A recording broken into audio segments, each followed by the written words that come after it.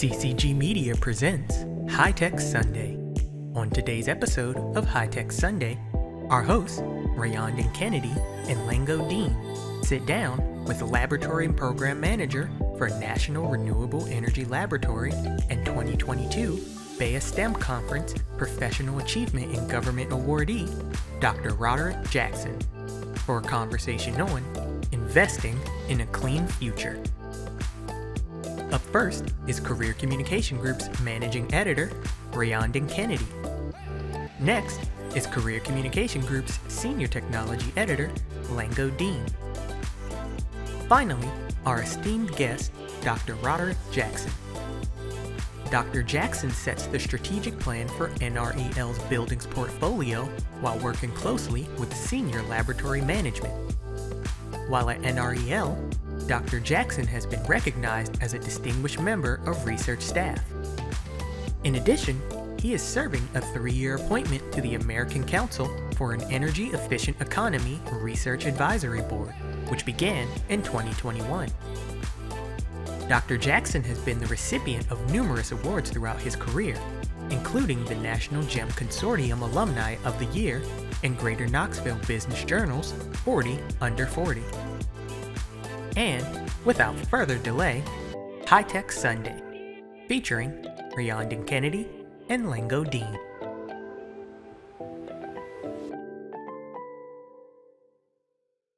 All right, welcome to another episode of High Tech Sunday. This is episode 52, and I do want to thank Brandon for another amazing intro.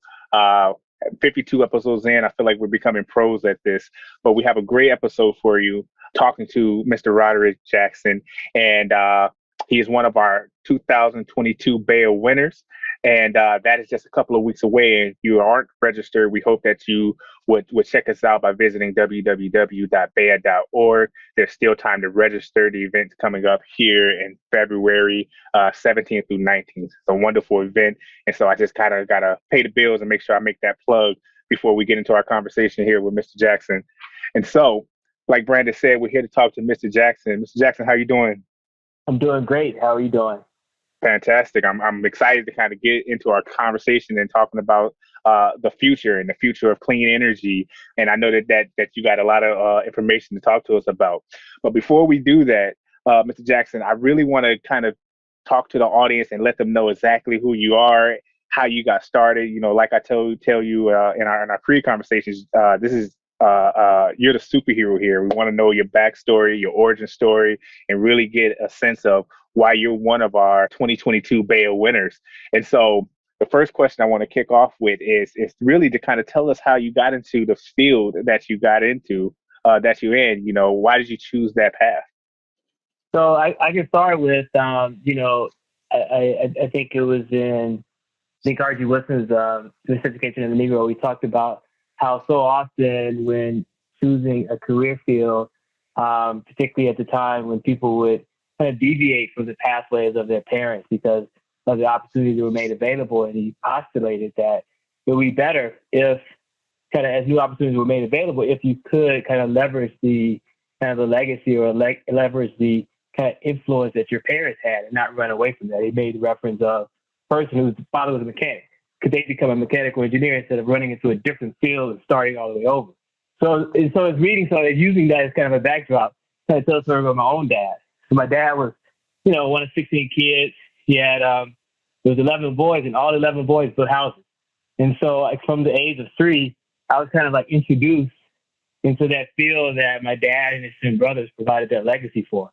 And so then, so just growing up throughout high school, middle school, I was always on the job site with my dad, building houses. And so, but I kind of had a passion for science and engineering. And so the opportunity when I graduated high school, I went off to Georgia Tech and got my degree in engineering. But I came back to Mississippi to work. I was working in manufacturing at the time. My dad had retired, and he was like, well, what about coming back into and working and we form a business together?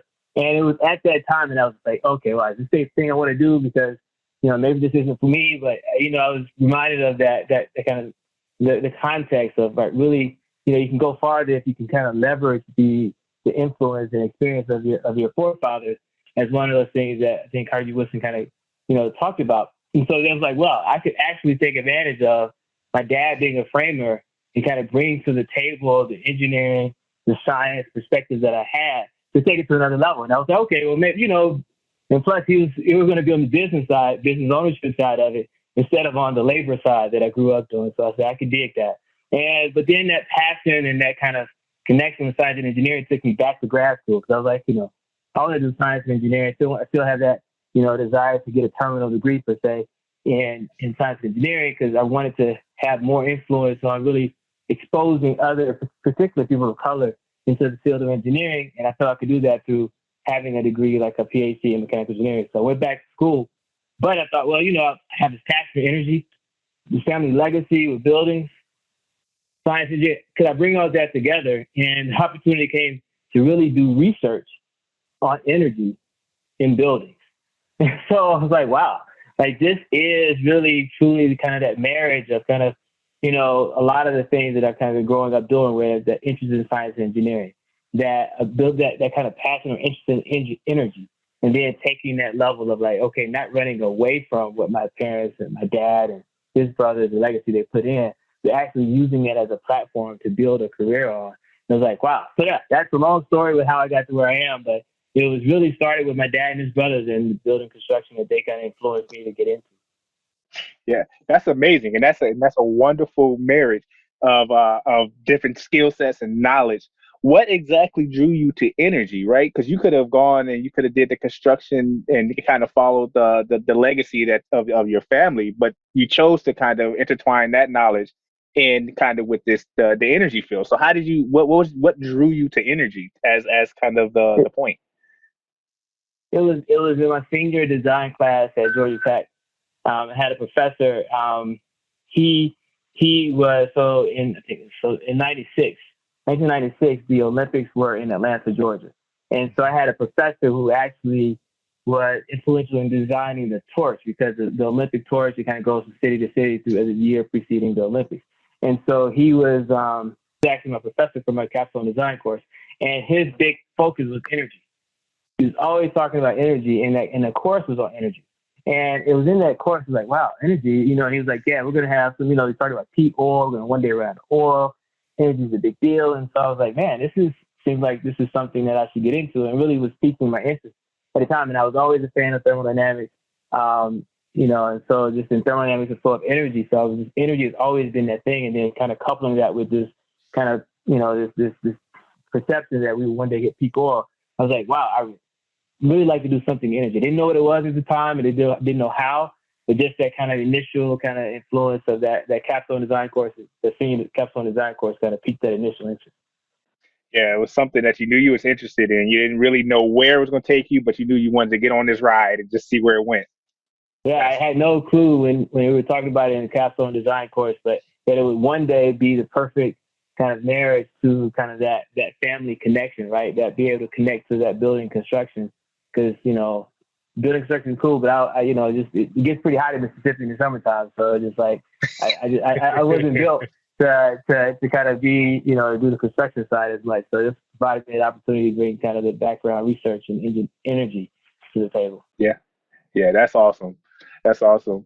So, Mr. Jackson, one of the cool things about High Tech Sunday, and kind of the reason we call it High Tech Sunday, is because we're able to talk to people like you who are very passionate about what they do, very high level STEM leaders like yourself.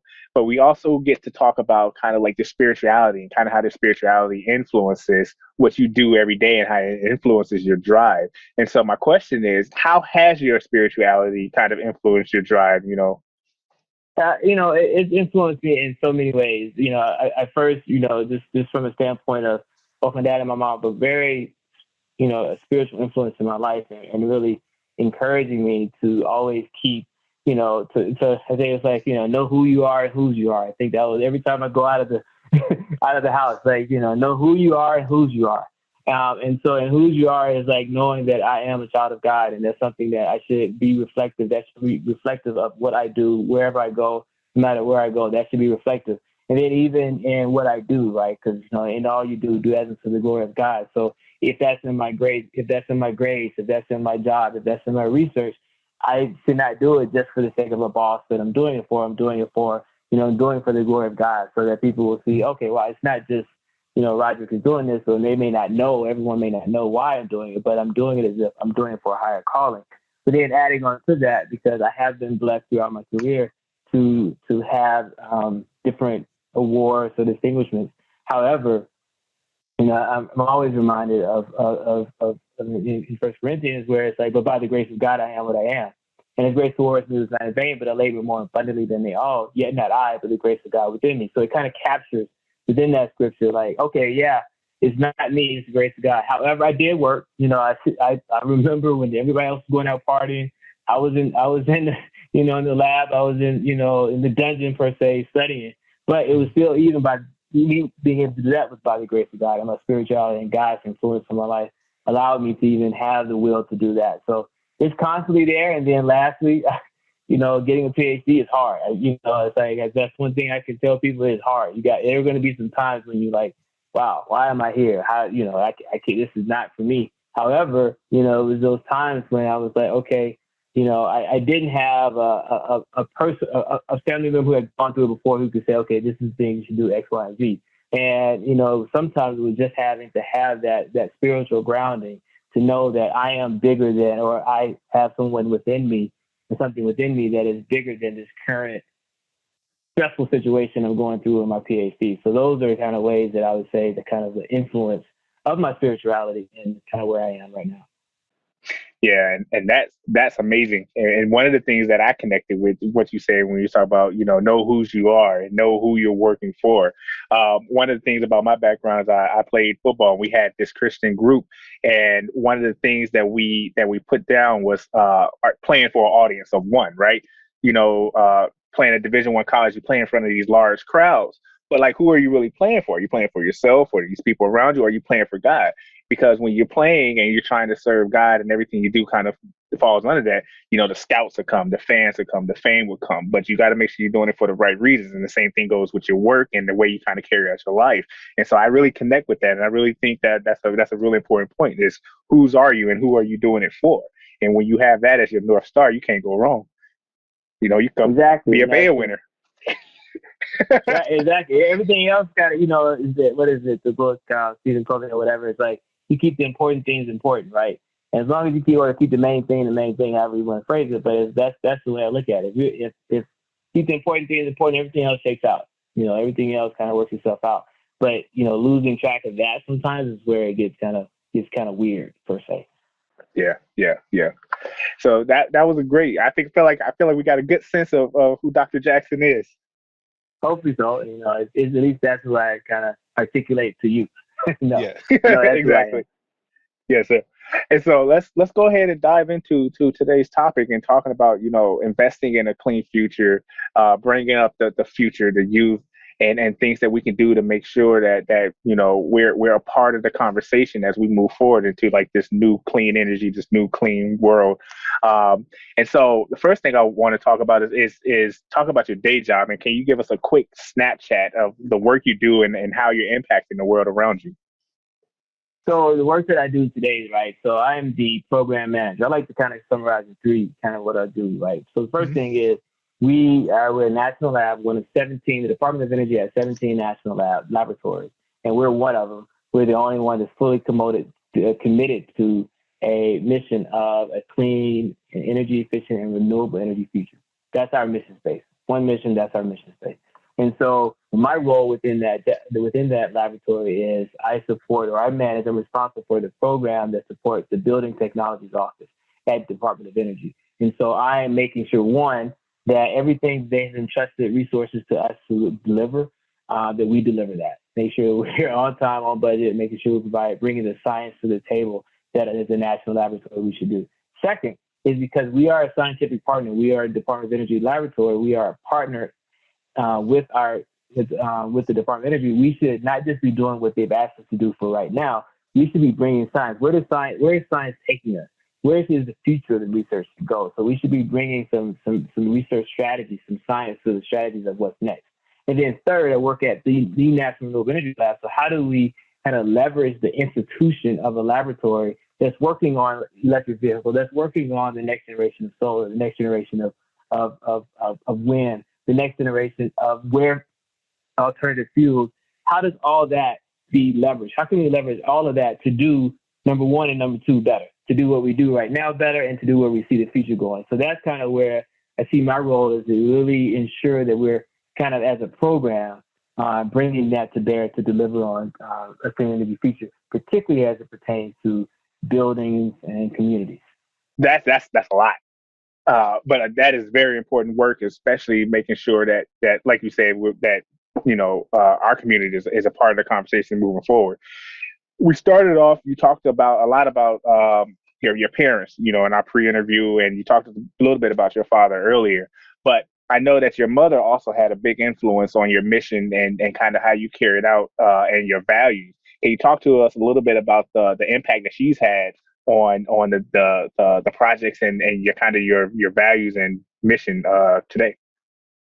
That's great, and it's kind of the perfect. I mentioned that I had a marriage of the science skill set with energy interest and family legacy and buildings.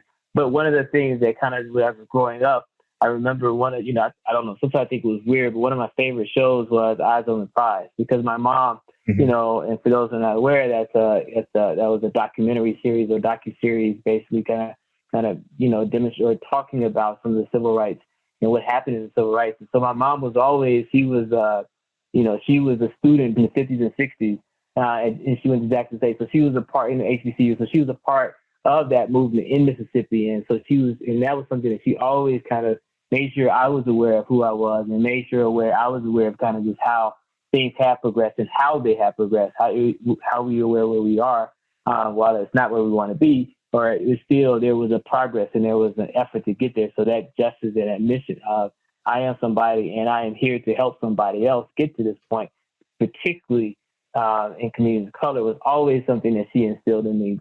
Like I say, I remember the stories when Dr. King came to Canton, Mississippi, and he was supposed to march, and she was there, and the police broke it up before he came. Before they could gather, but she was there, and they had tear gas, just the burning sensations that she had in her eyes from that. So those stories stuck with me, and I was always looking for, how can I, even like I said, when I went back to get my PhD, it was to, how can I utilize my innate skill set in science and engineering to encourage others, particularly to be that reflection of, that so many don't see, to be that reflection of, here's an example of a minority or African-American PhD that you can be just like. So all that being said, while I'm having influence, particularly on a social justice and a civil rights kind of lens, I now bringing that as a lens to the buildings work, the clean energy future work, because, it's not enough for us to pursue a clean energy future that increases injustices that we have today. It's not enough. We can't say that we were going to, be solely myopically focused. And it's myopic is probably the wrong term, because it is a big challenge to address climate change. However, we can address climate change, and we can also ensure that we are not increasing social injustices or energy inequities and energy burdens, energy insecurities. And so that kind of that grounding that my mom really instilled in me from the beginning really kind of plays itself out through kind of, my career today. Just as a last point on that, my mom turned 80. That was in, I guess that was about 5 years ago. And it was, we got a chance to go to DC. That was when, and the Civil Rights Museum in DC at Smithsonian had just opened. And we got a chance just to experience that kind of opening of such a monumentous museum with my mom. It was special. We had a chance to go to the White House and doing that with my mom, who had been, it's been in sit-ins in the 60s. And now to be able to go to the White House, so there was a Black person in the White House, serving in the White House, and go to the museum. So those kind of touch me. And so now I bring that level of passion to, how do we ensure this clean energy future? It's not just a clean energy future. It is an equitable and clean energy future. Yeah, that's amazing. And shouts out to Mama Jackson for instilling that, because we read about the civil rights era and everything that's happened, and the whole point of them going through everything that they went through was so that the next generations can pick up that torch and carry it. And what you're doing and the work that you're talking about is that next step. Now we have the opportunity to kind of be in those rooms and kind of sit in on these meetings to make sure that we're a part of that future, whereas they were fighting for us to get in those rooms. And so I really think it's really cool that you have that and you had that influence to kind of carry forward and carry on that legacy and carry on the mission that your mom and everybody else who were in that fight with her has set out to do. And so this is really like kind of like the embodiment and the next step of that fight. And, you know, unfortunately, we're still in it, but we are still in it. We are in it. Yeah. And just to add to that, right? Mm-hmm. So I'm sorry, just to add to it, where, you know, I think of my, you know, just kind of taking from my dad and my mom, they both had a certain level of kind of influence, but they encouraged me to be me. And so that influence that they had is embodied within my own persona and the skill set that I have. Like I'm a scientist, you know, I'm a scientist who likes energy, and so I'm still able to be a scientist who likes energy, but I'm bringing that to bear in the field that my dad taught me, using the lens of justice that my mom taught me as well. So that's kind of the exciting part, right? You know, people say, Roger, why are you working so much at work? They have asked me this so many times through my career. Seems like you working all the time. And say, this is not a job to me. This is a mission. This is, you know, I feel like I'm at a point in time that this is where I was created to be. You're where you are because that's where you're supposed to be.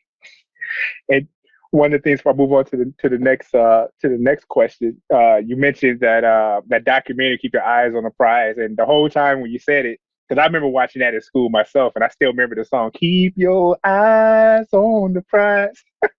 That was one of my favorite things. They showed it all the time too, so it's burned up there, man. So, I used to remember watching it. I was just watching it, be glued to it. I don't know why I was fascinated by that, but I was fascinated.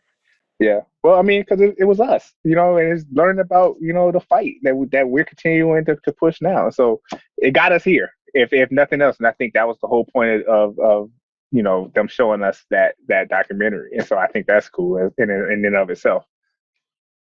So when we talk about, you know, clean energy and a clean future, I want to know, I guess let's kind of define that for the audience. You know, what do we mean by clean energy and clean future, and what does that look like in your opinion?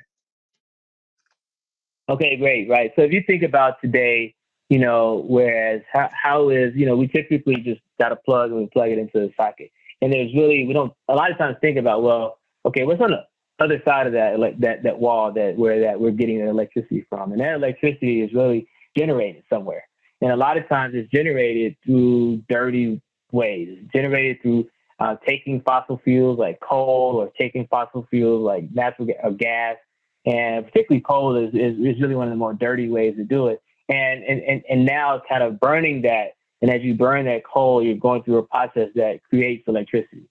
And so in order for us, because electricity has allowed us to get to where we are, particularly as an economy, and, you know, so it's super important that we've been able to have that. But the way we've done it is through a relatively kind of an approach that doesn't provide, you know, that's not just dirty. When I say dirty, I mean, when you burn that coal, you're burning, you know, you've seen, you know, from the cookouts that you have, maybe you got that charcoal and you see the smoke. Mm-hmm. And so if you imagine that you burn coal, there's actually more smoke. There's smut, as we would say back in the day at home, right? That smut is just being emitted. And so what happens is that goes into the atmosphere. It's creating a scenario where it's causing our climate to change, right? Where because, you know, you don't have to be a scientist, but if you know that if you're putting stuff in the air, it's going somewhere. And, you know, and if it's causing us to let light in or sunlight in, but we trap it inside of our atmosphere, you know, you don't have to know all the details, but you know, if you're putting smoke in there, something's happening. And you add to that cars, something's happening. And so what we see is happening is causing our climate to change, right? And so when I say a clean energy future is how do we still get that electricity that we want, right? Because I still, you know, after a long day, I want to sit back and chill and watch some TV, right? We all want to be able to enjoy the lives that we have. And so the question is, can we do that without creating that harmful carbon emissions that create climate change? Because the reality is, you know, when climate change happens, I mean, when the effects of climate change occurs, the people who suffer the most are the populations that are most vulnerable. And a lot of times that's people who look like you and I. And so we want to try to really mitigate some of these things from happening by maybe we get electricity from solar, where sun's out. We collect the sun, we take that sunlight and we convert it into electricity, and we don't burn smut or release smut or release carbon as a result. So that's clean. We go from where we were previously burning stuff, putting stuff in the atmosphere, to now just taking sunlight, converting it to electricity and using it. So that's kind of where we see a clean energy features, being able to do more of that, whereas that's where we don't have those negative byproducts like climate change. Mm-hmm. Yeah, my boss, Dr. Tyrone Tabor, has this saying where he says, yesterday's solutions are today's problems. And so that's kind of where we are right now. Yeah, that burning the coal, doing all this, it got us here. But now, we got to move forward to a better way forward, a better way to, push ourselves forward. And so there is obviously in the news, and I know you're aware, there was just a new infrastructure bill passed that's supposed to do a lot to kind of help move us forward. Is there anything, to your knowledge, inside that bill that's going to help us reach this clean future? Yeah, so, and it's a lot. That was one of the things, I know there's even more bills that are being, evaluated or legislated or, to be even more targeted towards the clean energy future. But one of the challenges that we have is our electricity grid. You think about it, that's an infrastructure, right? Our grid, you're looking to see the wires and they've been there for a while, right? Mm-hmm. And you think about that, right? Our electricity grid is about a century old. And we are now within our building. Think about what you in your home, right? You got virtual reality. You got all these electrical devices in your home and in your building. All these things are different, but the grid is about 100 years old, right? So you imagine just, okay, we need to change that infrastructure, update that infrastructure so that we can now allow us to change the way we generate electricity. Because now think about the way the grid was set up was you got a power plant, you burn some coal, you send electricity to the house, you use it.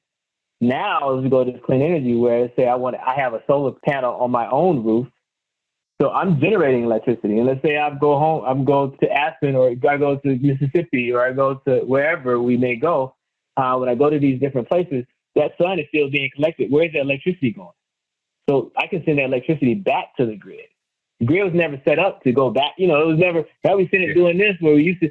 So it's a lot of infrastructure. So that's where the infrastructure bill is going to be helpful to really upgrade the grid. There's some other stuff like EV charging networks and others that will also allow us to do this. But yes, definitely there are ways in the infrastructure bill to be able to allow us to achieve that or move towards that clean energy future. Mm-hmm. So as we're moving towards this clean energy future, what are some of the challenges and some of the things that you talk about when you talk about, equity and kind of making sure our community is part of the conversation and part of this movement that's moving forward? Now that we are here to kind of make that fight, what are some of the challenges and how can we make sure we're part of that conversation? Unfortunately, we live with the vestiges of kind of racism or institutionalized systemic racism in our country, and it manifests itself in different ways. And some of those have been through infrastructure. Right. And so you think about things like historical redlining. There were studies of where different areas, different parts of town were redlined. And so the infrastructure, the building stock itself was not invested in, right? Because it was redlined. That was deemed a risky investment. So what does that mean? That means that now that building stock didn't have the same amount, that those homes, those commercial buildings, they didn't get invested in because it was a risky investment. So as we think about this clean energy future, those buildings are not as they're not ready. They're not as ready to have this transition because they're struggling with the existing system, right? And so if you're talking about moving to a new system, but they're struggling with the existing, those are some of the challenges, right? So I think we got to kind of reconcile and say, okay, wait, first let's understand where we are. Let's understand that every community, all communities are not at the same level. Some communities, are more able to adjust quicker than others. And if we just focus on the communities that we've traditionally focused on, that may increase that gap. So the first step is to understand where things are and then ensure that we're developing technologies and solutions that address it. I think that's twofold. One, that's ensuring that we're on the policy side, making sure that we have a lot of policy right now focused on energy justice. We should ensure that we are being just in how we transition, and that's important, and we should continue to do that. But but there's also the future that's being created through the technology that's being developed. And so if we don't have an eye on ensuring, okay, well, how are we making sure what's coming and what will be new 10 years from now don't have the same injustices baked into it because we were not aware and bringing that to the table, then we may 10 years from now be, oh, I thought we fixed it, but we fixed today. Yeah. With all that technology in the pipeline, we got to make sure that we're not creating a new situation to fix tomorrow. And so that's where I think how we can get involved is by, one, understanding problems like through redlining. That's an example. There are many others, but that's an example where there are institutional challenges that exist. Understanding that, addressing it through existing policies, such as some of the things that we're seeing now, Justice 40, et cetera, coming out of the federal government. And then third is making sure that the new technologies we develop are developed in a way that address those existing inequities so that we're not recreating situations to solve later. And I feel like I will be remiss if when we're talking about solutions and kind of moving forward, is making sure that we have more people who look like us in these seats, working with you and kind of helping, solve these problems. And so this has been a great conversation so far, and I will be back. But I do want to talk about kind of the future, and the future is young people and kids. And so right now I'm going to move over and tag Lango in because she has a lot to talk to you about as we talk about the future generations. How you doing, Lango? Doing very well. You're listening to High Tech Sunday, featuring Rayondon Kennedy, Lango Deen, and our special guest, Laboratory Program Manager for National Renewable Energy Laboratory and 2022 BEYA STEM Conference Professional Achievement in Government awardee, Dr. Roderick Jackson. Now, back to the show.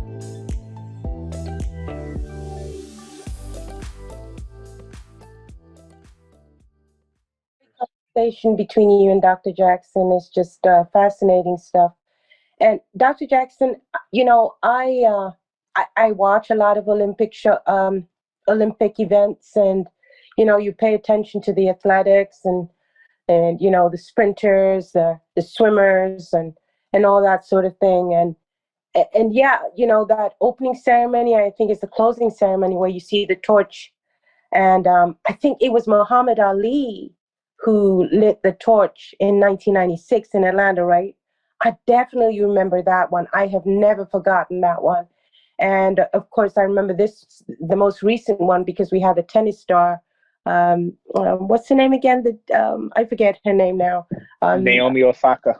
There you go. Yes, that's her. So, I mean, you had a really, I think that you got your head in the game in a very, very exciting way. I mean, Olympic torch and energy, who knew? You wouldn't even think about it or make the connection, but you were lucky to have this professor, and you're also lucky to come from a background of construction people, and then now we're all making this connection, right, between energy, green buildings, LEED buildings, and all that sort of thing. We didn't talk about that 30, 40 years ago, and I'm dating myself now. So if you were that professor today and you were talking to young people, what would you tell them about getting involved in this clean energy movement? Because it is a movement now.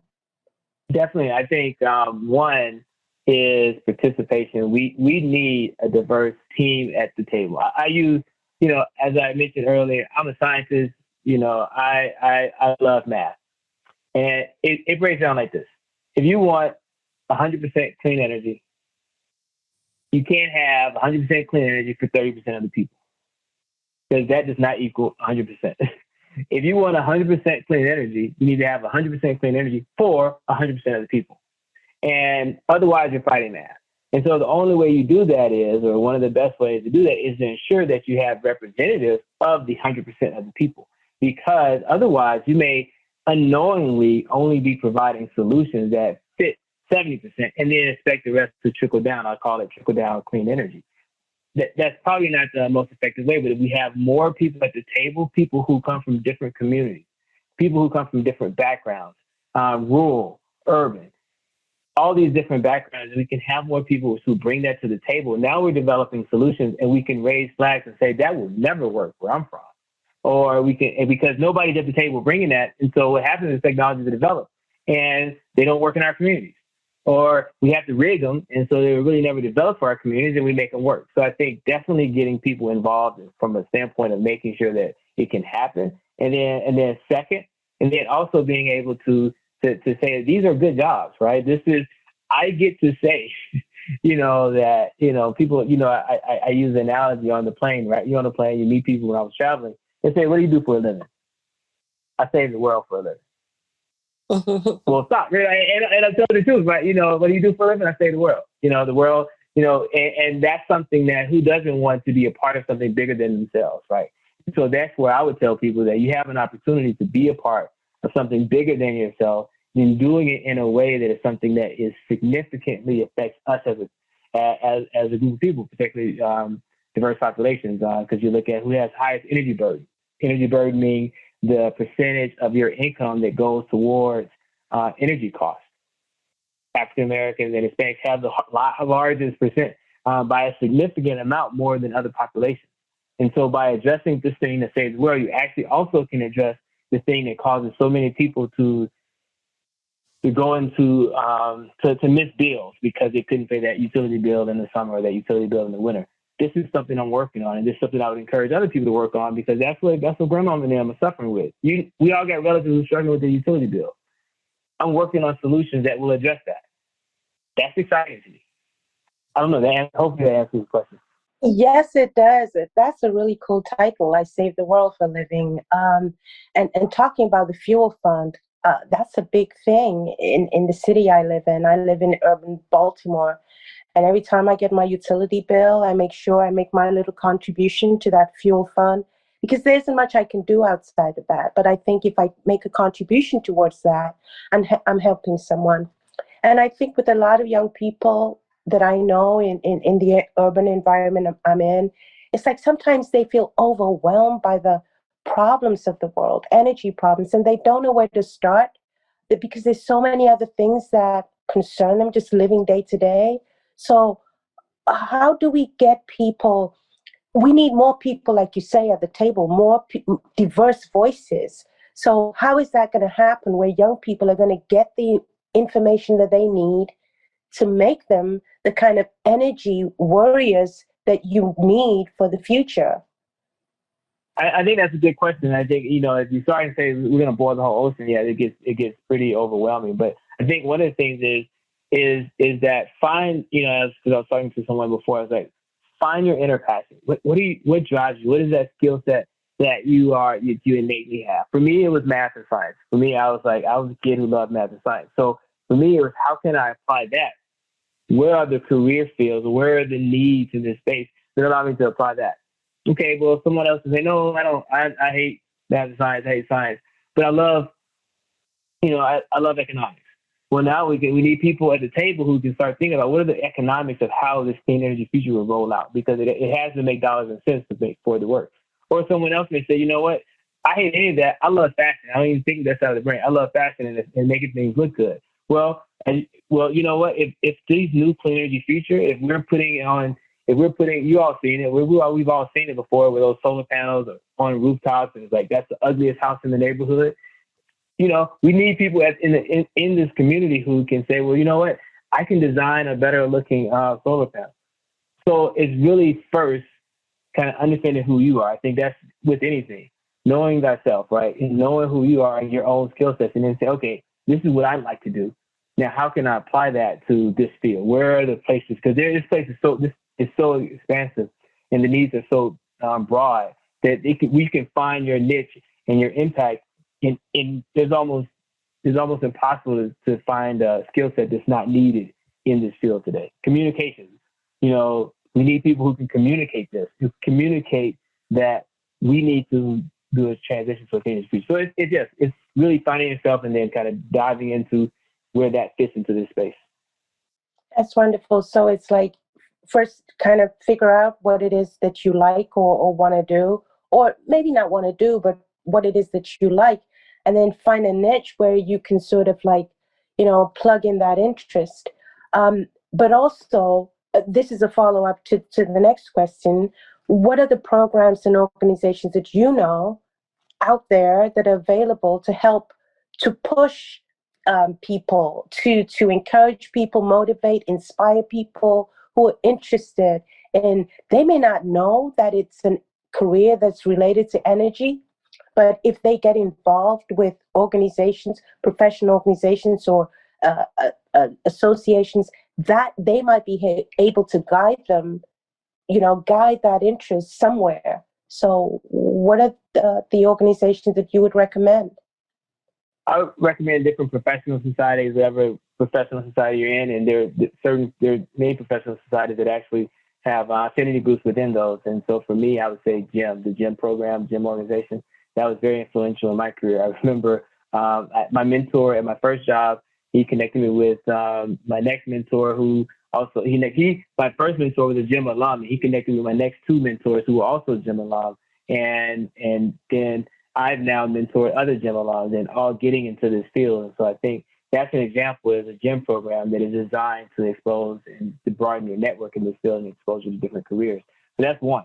Others, I would say, I think it's really those professional networks like GEM. There's NASB is great if you're in college and in undergrad, and just like I say, it's really the professional societies and that allow you to kind of see opportunities that you may not see otherwise. Have you come across the Association of Blacks in Energy? How can they help? I think that's a good example. So it's funny, right? It was I think when I was a senior in high school, I got a scholarship. I think it was like $1,500 scholarship from the Association of Blacks in Energy. So definitely, I was remiss to not bring that up. But it was like before I knew energy was my thing. That I didn't even know that was my gig. I got a scholarship there. Fast forward some years, this is what I do. And, so that's definitely an association that if you're interested in energy, particularly if you're interested in energy, that's a great organization to be engaged in. That's great. That got me started. So, that was when they got me started. So that was cool. That's wonderful. I'm really glad you said that. So if you're a student right now, it's important to become aware of organizations like GEM, NSB, the Association of Blacks in Energy. But when you were coming into the industry, what some of the challenges that you experienced as a student, and how did you overcome them? I think, it's an unknown sometimes if you don't have a role, if you don't have, like, when I was first getting into it, it's like, okay, where do I go? Do I go into engineering? My dad's a construction guy. My mom's a teacher. Should I go into that? So I think some of it is taking the calculated risk to go outside of your comfort zone. So that was the thing for me. It was always taking that, one, finding out as many opportunities that are available, finding those opportunities out. So just being eyes open all the time. So I think that's the one way I did it. And then when I find opportunities, saying just jump in, say, okay, the risk that kind of paralyzes so many because we're like, oh, I'm afraid and I don't have, nobody has done it before. Everybody, my friends, family saying, why are you doing that? That's not something we do. But pushing through that. I remember when, I did a study abroad in Oxford when I was in undergrad.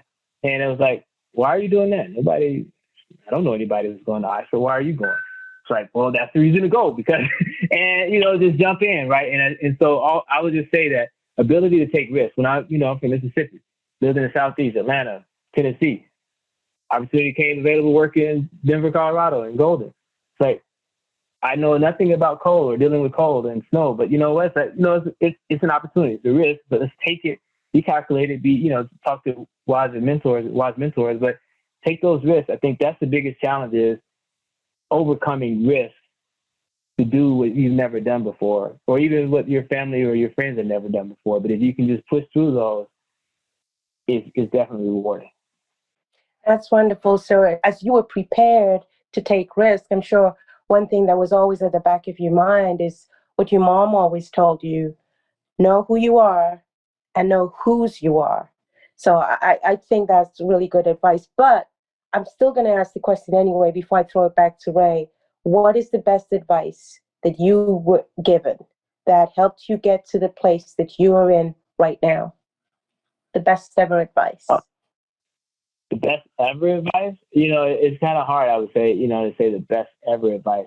I think, it's, I don't know. I think it's probably that, as you just said, know who I am and whose I am, right? Because I think knowing who I am when that imposter syndrome comes to me, and I'm in that meeting when I was a junior scientist at a national lab, and I'm in a meeting room, and nobody in the room looks like me, and I'm the least senior person in the room.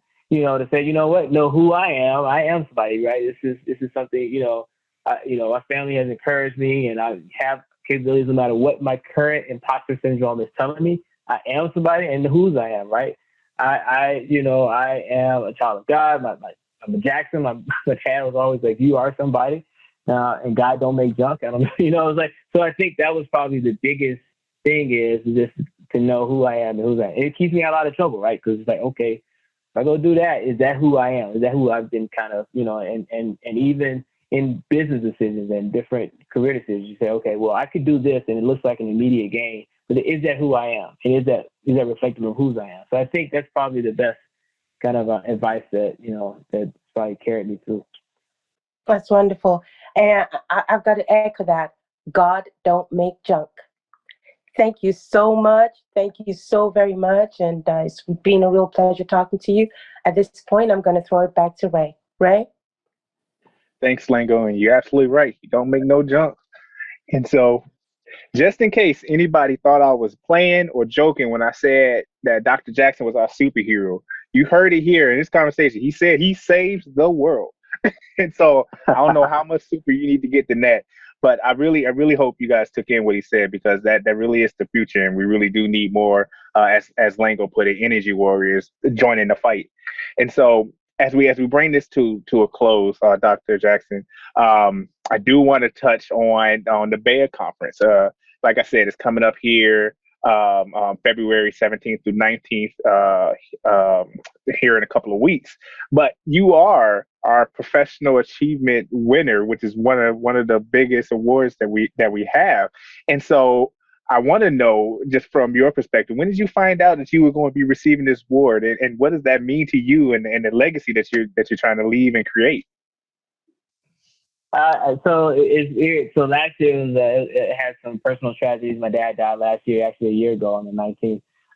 So last year was a kind of a tough personal year for me. So it was kind of weird. So finding, but it was growth as well. So I think I found out, when I found out later in the year, it was still a lot of fog and just some of the emotional grief of dealing with that. So it wasn't an immediate like, oh, wow, great, right? It was kind of more of an evolution of like how amazing this is, right? When you think about just those who have come before me and those who are my colleagues and peers in this, and to be recognized for the work that I do, it's tremendous. And so it's really more of an evolution, and the more I'm like, oh, closer I get to the 17th, like this is significant to be recognized for the work that I do, and taking a step back to be recognized for the passion that I have. The work that I do is really just an outcome of the passion, and the fact that I'm blessed enough to be able to do something that has meaning, and to do something that I've been able to achieve,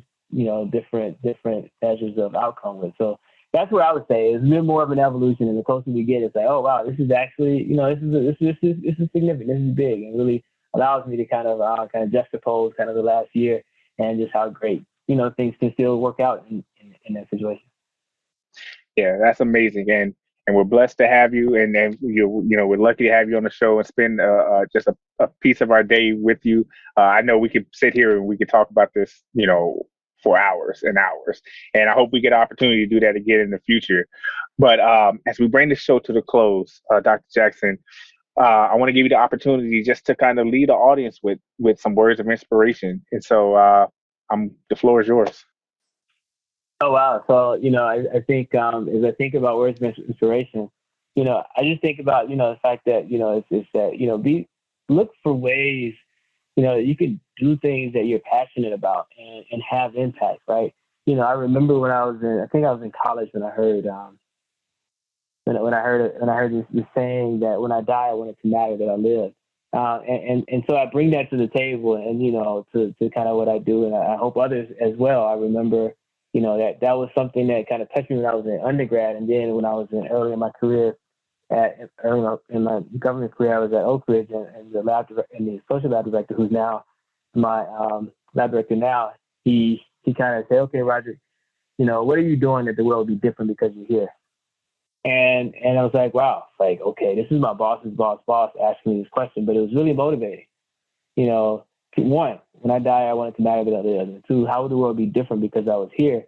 And I get a chance to do that. And I think others, I just encourage you, wherever you are, if you're looking at careers, if you're in your career, how do you to step through that and say, even in what I'm doing right now, how can I make sure I do it in such a way that the world will be different because I did it? And so that's the thing that I would just say that I'm blessed to do. And I'm blessed to do it in such a way that I'm recognized for it. And I appreciate it. I'm very appreciative to BEYA for recognizing me for doing something that, is really just central to me. So thanks to BEYA, and thanks to all those who kind of participated in developing, I know, my job and developing the application and everything. So I'm really just grateful for that. Wow, Dr. Jackson, you're just going to leave us with that bomb, huh?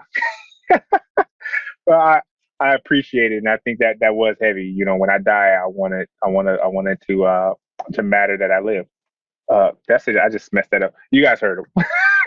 But again, I thank you for your time. I thank you for being here. This is High Tech Sunday. I want to thank everyone who's took the time to listen to this episode, and I hope you join us again next week. My name is Rayondon Kennedy with Lango Deen. Thank you for joining us. See you next time. Thank you for tuning in to this week's episode of High Tech Sunday. Career Communications Group's High Tech Sunday looks at professional development and technology through the lens of spiritual philosophies.